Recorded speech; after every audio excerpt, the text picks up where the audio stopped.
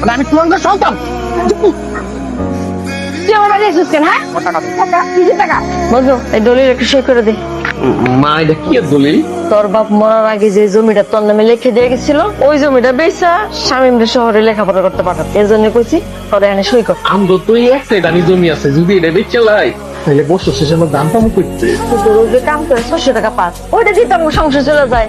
ওই জমি টমি নিয়ে তোরা তো চিন্তা ভাবনা করতে হবো না। না, ও তোমার ভালো চায়। ও চায় না আমি পড়ালেখা করে ভালো কিছু করি। ছোটটা কেন করতে চায় না বুঝতেছো না? ওর মতো সৎ ভাই। আমি তো ভাই তোর মতো লেখাপড়া করিনি, আমার তো টিপ দিতে হইব, আমি তো সই করতে পারি না। দাতো টিপ সই দেওয়ার কালিটা নিয়ে আয়। তোমার মা যে তোমার বাড়ির জমিটা বিক্রি করে দিছে, তুমি যাই না শুনা সেটাতে সাইন করলা কেন? স্বামীদের লেখাপড়ার লেগে মেলা টাকা দরকার। তা তোমার কোনো কিছু দরকার নাই? আমার কি দরকার? আমার বিয়া করবো কবে সেটা বলো। আরে রোজি, আমার দুনিয়ার কাম আছে খাতের মধ্যে, এই সরো তো, আমরা যাইতে দাও। বুঝলো আসলে এতটা সহজ না। তবে দেখবা রোজিকে বিয়ে করে বাড়িতে বউ করে আনছে। ওই রুহুলের মায়া রোজিরে তো আমি কোনোদিন আমার বাড়ির বউ করে নিব না। ওর দাদাই ছিল আমার বাপের চিরশত্রু। কিন্তু মা, মজনু ভাববতি দেখে আমার তো মনে হলো মজনু রাজি আছে।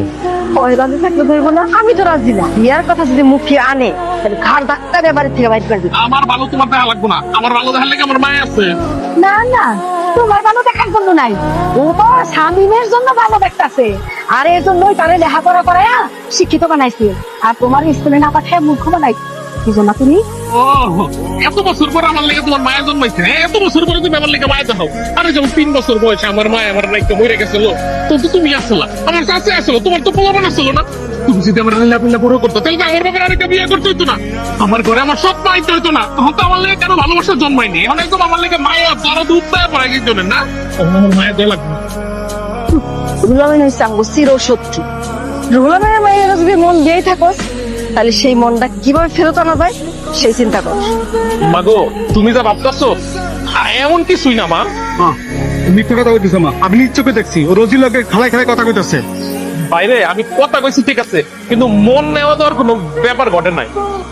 শোন, ছোট ভাই পড়াশোনার জন্য শহরে যাই, এখন 1 লাখ টাকা বাকি, কিভাবে সেই টাকা জোগাড় দিতে হয় সেই চিন্তা কর। রোজি ফুজের নিয়ে চিন্তা করলে খেত খাওয়ার কাম কাজ বন্ধ হয়ে যাবে। চল ঘরে চল।